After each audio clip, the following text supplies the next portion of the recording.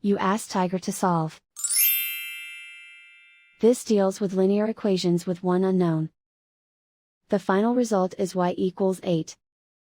Let's solve it step by step. Group all constants on the right side of the equation. Add 16 to both sides. Simplify the arithmetic.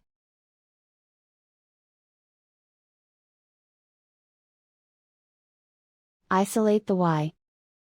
Multiply both sides by 4. Group like terms. Multiply the coefficients. Simplify the fraction. Simplify the arithmetic. And so the final result is y equals 8.